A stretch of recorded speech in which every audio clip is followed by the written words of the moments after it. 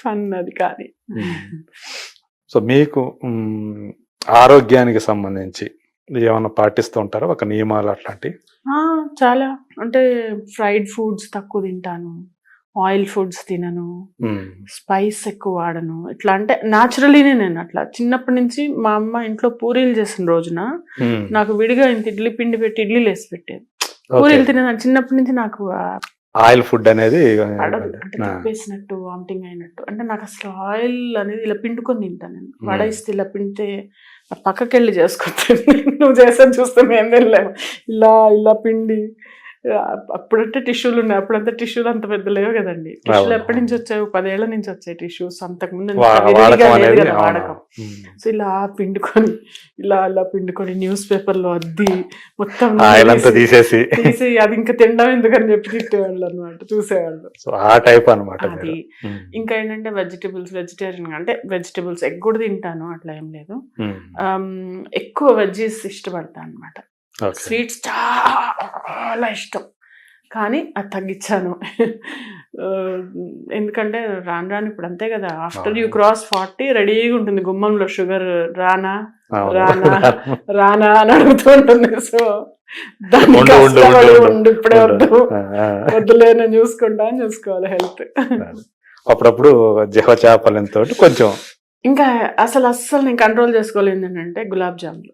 Okay, చాలా ఇష్టం నాకు గులాబ్ జాములు చేసుకోవడం, తినడం, పెట్టడం అన్ని. అసలు స్వీట్స్ అంటే ఇంకా సగ్గు బియ్యం గానీ దాంతో పాయసం చేసిన, బయట నుంచి తెచ్చుకోకుండా ఇంట్లో చేసుకుంటారు. బయట పాల స్వీట్లు అసలు నచ్చవు. పాల స్వీట్లు నచ్చవు నాకు అసలు. ఎక్కడో రేరు. మా పిన్ని ఒకసారి తను బెంగాలీని మ్యారేజ్ చేసుకున్నారనమాట. మా పిన్ని రసగుల్లా చాలా బాగా చేస్తారు. ఆవిడ చేసింది బాగుంది చాలా. అప్పుడు ఆవిడ చెప్పారు ఆవు పాలతో చేస్తే బాగుంటుందని. అలా ఇంట్లో చేసుకున్నది చాలా ఎక్కువ బాగుంటుంది. బయటవి ఎంత పెద్ద స్వీట్ షాపులు తెచ్చినా రిలీజ్ చేయలేను నేను. సో అవి ఇంకా ఏంటంటే బిర్యానీ అస్సలు not a biryani or a snack person. Snacks అసలు పెద్ద ఇష్టం తక్కువ. ఇంట్లో వాళ్ళు అంటే ఈ సమోసాలు బజ్జీలు అలాంటివి అసలు తక్కువ తినను నేను. అందరూ మీరేనా? నేను తినను. మా ఇంట్లో మా బాబు వాళ్ళందరూ ఫుడీసే, మంచి తినాలనుకుంటే తింటా ఉంటారు, ఫుడ్ లవర్స్, కానీ మితంగా. దీంతో పాటు ఫిట్నెస్ కోసం ఏమైనా చేస్తారా? ఫిట్నెస్ కోసం అప్పుడప్పుడు నాకు ఒక్కోసారి ఏంటంటే అసలు లేవబుద్ధి కాదు. సమ్ టైమ్స్ అంటే షూటింగ్ కి కొన్నేళ్ల నుంచి లేచి ఈ మధ్య షూటింగ్ లేనప్పుడు ఏంటంటే అబ్బా లేద్దాంలే అని లేచినప్పటికీ ఇంకా ఏ రోజైతే కొంచెం ఇన్క్లైన్ ఉంటానో ఆ రోజు డెఫినెట్లీ చేస్తాను అనమాట. ఓకే, ఇంట్లో ఉన్నప్పుడు చేసుకుంటారా? ప్రగతి గారు ఉన్నారు, ఆమె వర్కౌట్ చేస్తూ వాటిని అన్నిటిని కూడా షేర్ చేస్తూ మోటివేట్ చేస్తారు. అదొక రకమైన మోటివేషన్ చాలా మంది. ఆవిడ డెడికేషన్ వేర్లేండి మనకంతా. ప్రగతి గారు కూడా ఫ్రెండేనా మీకు? ఎవరు ఫ్రెండ్స్ ఉండరండి, ఫ్రెండ్లీగా ఉంటారు. There is difference. ఫ్రెండ్లీగా ఉండడం, ఫ్రెండ్స్ అవటం వేరు, ఫ్రెండ్లీగా ఉండటం వేరు. ఫ్రెండ్లీ హాయ్ అంటే హాయ్. అదేనండి, కానీ ఆ విషయంలో మాత్రం ఆమెను ఒప్పుకోవాల్సిందే కదా. ఆమె కాదు అంటే I know lot of factors. ఎవరైతే అంటే హీరోయిన్ గా ఉండి చేసేవాళ్ళు వాళ్ళది వేరే. అవును, ఒక ఏజ్ లో అది చాలా అవసరం. ఎక్సర్సైజ్ అనేది ఒంటికి ఎంత అవసరం అంటే person who does exercise 3 days ఎక్కువ బతుకుతారంట. ఈ రోజు నేను ఎక్సర్సైజ్ చేశానంటే 3 days ఆయుష్ పెంచుకుంటాను నేను. ఒకరోజు చేస్తాను. అది ఎంత టైం? 1 గంటన్నర 2 గంటలు ఎప్పుడైతే చేస్తామో సో దానివల్ల మన ఆయుష్ మేరకు పెరుగుతుంది అనమాట. 3 రోజులు పెరుగుతుంది అనమాట. అట్లా ఎన్ని రోజులు చేస్తే అన్ని రోజులు పెరుగుతా పోతుంది. అంటే అలా అని లెక్క పెట్టుకొని అమ్మో ఇంకా చాలా బతికింది అనుకోవడానికి లేదు, చెప్పి జస్ట్ అలా విన్నాను నేను అంతే. ఓకే, మాధవి అందంగా ఉంటుంది. ఎవరు? నేనా? అన్న కాంప్లిమెంట్స్ మీకు వస్తాయి కదా. అంటే రూపానికి డెఫినెట్లీ థెరపీ అంటే ఎందుకు ఇప్పుడే కాదు, అది కూడా వెళ్ళేటప్పుడు ఇలా చూసేవాళ్ళు. ఎంతవరకు వెళ్తాను నేను తెలుస్తుంది కదా. ఓహో చూపులు చూపులు ఓహో అందుకనే అంటారు కదా కొంచెం అలా. అంటే వెనక్కి తిరిగి చూసేంత ఆ రూపం, ఆ ఫిజిక్ ఒకప్పుడు ఇంకా బాగుండేదాన్నేమో, ఇప్పుడు పెద్ద అంటే కొంచెం పట్టించుకోవట్లేదేమో అని నేను అనిపిస్తుంది నాకు. ఇంతకుముందు ఇంకా బాగా ఉండేవాళ్ళు అంటారా? Maybe yes. అంటే సినిమాలోకి రాకముందా? ఆ సినిమాలకు అప్పుడే వచ్చినప్పుడు ఇంకా సన్నగా కొంచెం సన్నగా అంతే కదా, యంగ్ లో యూత్ లో గాడిది కూడా బాగుంటుంది అంటండి. సో మనం బాగుండడంలో ఆశ్చర్యం లేదు. సో అది ఒక ఎసెట్ మాధవికి. కానీ మీకు రావాల్సినంత మంచి ఆఫర్స్ క్యారెక్టర్స్ పరంగా రావట్లేదు అనే ఫీలింగ్ ఏమైనా ఉంటుందా?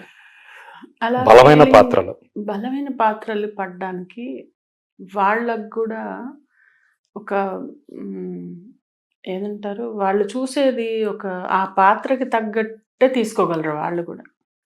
ఒక రమ్యకృష్ణ గారు చేసే పాత్ర నాకు ఇవ్వలేరు కదా. ఇచ్చిన ఏంటి ఇలాంటి క్యారెక్టర్ ఎవరికో ఇచ్చిన, నన్ను పక్కన పెడితే వేరే వాళ్ళు ఎవరు ఇచ్చినా కూడా ఇదేంటి ఇంత పెద్ద క్యారెక్టర్ ఇలాంటి వాళ్ళని పెట్టారేంటి అనే టాక్ వస్తుంది అనమాట. సో స్లోగా అది బిల్డ్ చేసుకోవాలి. అంటే ఆల్రెడీ మీరు నెగిటివ్ షేడ్ లో ఉన్నటువంటి, గ్రే షేడ్ లో ఉన్నటువంటి క్యారెక్టర్ లో కూడా రాణిస్తారని ప్రూవ్ చేసుకున్నారు. అది టీవీ కావచ్చు, ఇంకోటి కావచ్చు. సో ఇలాంటి క్యారెక్టర్ కూడా ఏమి చేయగలదు, అది బలమైన పాత్రే కదా దేవయాని అనేది. సో అలా బిగ్ స్క్రీన్ మీద, సిల్వర్ స్క్రీన్ మీద అలాంటి పాత్రలు రావడం అనేది చూడాలి నేను. ఎందుకంటే మాటే మంత్రం అంటారు కదా, మనం అన్నదే యూనివర్స్ లో అది రెజొనేట్ అవుతుంది. మిమ్మల్ని అట్లా కొన్ని పాత్రలకు ఎంచుకొని చివరి నిమిషంలో తీసేసే కూడా ఉంటాయి. చాలా మందికి అనుభవం అది. ఉన్నాయి. అట్లా మీరు అలా మిస్ అయిపోయాను ఈ క్యారెక్టర్ అన్న సందర్భం, మనసుకు కొంచెం కష్టం కలిగిన సందర్భంలో? అంటే అంత ఉండదు సార్ అంతవరకు.